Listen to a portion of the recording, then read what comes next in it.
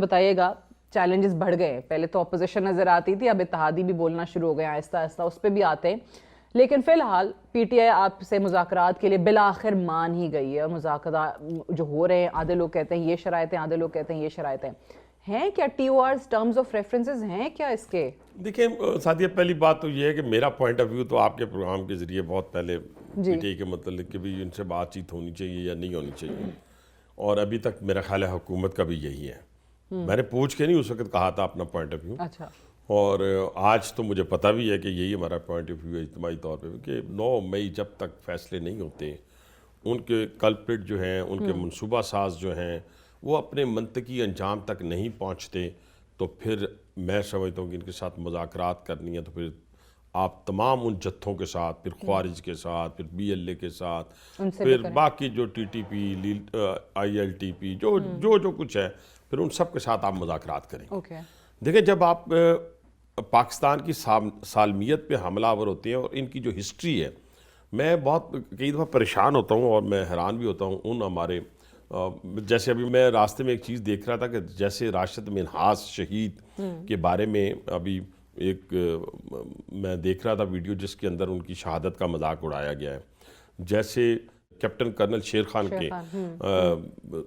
اپنا مجسمے کو توڑا گیا ہے, اور جس طریقے سے جی ایچ کیو پہ حملہ آور ہوئے گئے, کور کمانڈر ہاؤس کو جلایا گیا, اور آج بھی آپ دیکھیں کہ باہر جو بیٹھی ہوئی فیکٹری ہیں پی ٹی آئی کی, جس طریقے سے وہ حملہ آور ہو رہی ہیں انسٹیٹیوشنز کے اوپر, اور کبھی وہ کہتے ہیں کہ بنگلہ دیش بننے جا رہا ہے, تو کبھی وہ کہتے ہیں شام بننے جا رہا ہے, کبھی وہ کہتے ہیں ساؤتھ کوریا بننے جا رہا ہے. سارے کا سارا زور دیکھیں, میں بہت پہلے سے نہیں بہت عرصے سے یہ کہہ رہا ہوں کہ اگر 2014 کی ان کی یلغار دیکھیں اسلام آباد کے اوپر, تو جو پارلیمنٹ ہاؤس کی دیوار کو توڑا گیا, جو سپریم کورٹ کے اوپر حملہ کیا گیا, جو پی ٹی وی کو آگ لگائی گئی, وہاں جو لوگ شہداء شہید ہوئے کسی کو یاد ہے؟ کسی کو کوئی یاد نہیں ہے. وہاں پہ لا انفورسمنٹ فورسز کے اوپر حملہ کیا گیا. اس کے بعد پھر آپ آ جائیں 9 مئی کو آ جائیں, پھر آپ آ جائیں اپنا 26 نومبر کو آ جائیں, پھر اس سے پہلے 2 یلغار جو انہوں نے اسلام آباد کے اوپر کی وہ مسلح تھیں اور پوری اپنے سرکاری وسائل کے ساتھ. تو میں یہ ان کو بتانا چاہتا ہوں, ان بچوں کو, ان اپنے بلنگڑوں کو, کہ بھائی جان نہ پاکستانی فوج شام کی فوج ہے, نہ پاکستانی فوج لیبیا کی فوج ہے, اور نہ پاکستانی فوج جو ہے وہ بنگلہ دیش کی فوج ہے. 9 مئی کے آپ کہتے ہیں جب تک کیسز نہیں ہیں, کیسز جو ہیں ان کو منطقی انجام تک پہنچنا ہے. طرف سے آیا تھا کہ 9 مئی پہ معافی مانگی جائے, دیکھیں نا, باقی جو مرضی کریں معافی میں کہتا ہوں معافی تو پھر ساری معافی مانگ لیں گے. اس پہ بھی میرا پوائنٹ آف ویو اپنا ہے. سزائیں تو پھر دیکھیں نا, میں کل کو کوئی ایسا جرم کرتا ہوں تو پھر مجھے بھی معاف کر دیں, باقیوں کو بھی معاف کر دیں. مانتے ہی نہیں ہے کہ تو کہنے سے مراد نہیں, وہ تو اب دیکھیں نا ساتھیہ, یہ تو کہتے ہوتے تھے طارق عزیز صاحب کہ دیکھتی آنکھوں نے دیکھا, سنتے کانوں نے سنا. تو یہ تو دیکھتی آنکھوں نے دیکھا, سنتے کانوں نے سنا. آپ کوئی اندھا ہے, کوئی بہرا ہے, تو میں کچھ نہیں کر سکتا. کہ سامنے نظر آ رہا ہے, اور جتنے ان کے بڑے بڑے پرومیننٹ لیڈر ہیں جو اس پارٹی کے, میں نام نہیں لیتا کسی کا بھی, وہ 10 12 14 آپ کو بھی پتہ ہے ٹی وی پہ چلتے ہیں. کوئی کہہ رہا ہے کور کمانڈر ہاؤس پہ حملہ کرنا ہے, کوئی کہہ رہا ہے جی ایچ کیو پہ حملہ کرنا ہے, جو ایم این ایس تھے, جو وزیر تھے, جو صوبائی بھی قومی بھی, اور کوئی کہہ رہا تھا کہ اپنا اس طرح آپ نے مردان کے کنٹونمنٹ ایریا پہ جانا ہے, میاں والی کے آپ نے خفیہ ایجنسی کے جو آئی ایس آئی کا ہیڈ کوارٹر ہے وہاں پہ جانا ہے. یہ ساری ہدایات کون دے رہا تھا؟ میں دے رہا تھا یا کوئی اور دے رہا تھا؟ اور یہ ساری چیزیں تانا بانا میں سمجھتا ہوں کہ جو 9 مئی کو ہونا تھا وہ شکر الحمدللہ نہیں ہوا. وہ اندر کے لوگ بھی, اسٹیبلشمنٹ کے اندر سے لوگ بھی ملے ہوئے تھے, کچھ ریٹائرڈ اور کچھ حاضر ڈیوٹی, اور یہ جو ہماری سیاسی جماعت ہے یہ ان کا ساتھ مل کر اس پاکستان کے اندر شورش برپا کرنا چاہتے تھے. 26 نومبر کو کیا اسی کا سیکنڈ اٹیمپٹ کرنے کی کوشش کی گئی تھی؟ دیکھیں نہیں, میں سیکنڈ اٹیمپٹ نہیں, یہ تو 9 مئی کے بعد انہوں نے 3 اٹیمپٹ تو یلغار کرنے کی کوشش کی جن کو بھگا دیا گیا. اور 26 نومبر کو تو آپ دیکھیں نا, میں ایک اور بات کرنے جا رہا ہوں کہ 26 نومبر کے اندر ہوا کیا کہ آپ والدہ محترمہ کو چھوڑ کے ڈی چوک میں چلے گئے, بقول والدہ کے. میں نہیں کہہ رہا, وہ کہہ رہی ہیں, میں جھوٹ تو نہیں کہہ رہا, آپ مجھے ذرا سیکنڈ کر دیں, مہربانی ہوگی آپ کی, کہ میں جھوٹ تو نہیں کہہ رہا نا, کہ انہوں نے خود کہا نا ٹی وی پہ آ کے,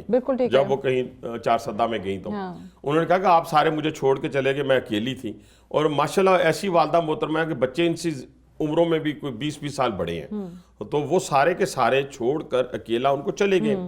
اب وہ لوگ کتنے تھے, اگر 10 سے چلے میں کہنا 10,000 نہیں کہتے 15,000 تھے, میں کہہ دوں بٹ ان کی اپنی پارٹی کے لوگ اب کہہ رہے ہیں کہ جو ان کو ایسا بیان دینا ہی نہیں چاہیے تھا, کوئی چھوڑ کے نہیں ٹھیک ہے گیا, سنیں, لیکن وہ تو کہہ رہی ہے نا, جن کو چھوڑ کے آپ گئے ہیں وہ تو کہہ رہی ہیں. بالکل. دوسرا 15,000 کے قریب لوگ, 15,000 کا جتھا وہ پاکستان پہ چڑھائی کرے اور پاکستان کو کیپچر کر لے. آپ یہ جو بڑے ماڈ سکواڈ لوگ جو جب یہ باتیں کرتے ہیں نا, اور میں جن کی طرف اشارہ کر رہا تھا کہ ہمیں اپنی چارپائی کے نیچے بھی ڈانگ پھیرنی چاہیے, ان کو یہ خیال رکھنا چاہیے کہ یہ جو شام کے اندر اب اس وقت جتھوں کی حکومت ہے نا, بالکل صحیح ہے, عراق کے اندر جتھوں کی حکومت ہے, لیبیا کے اندر جتھوں کی حکومت ہے, تو کیا کسی کی عزت محفوظ ہے؟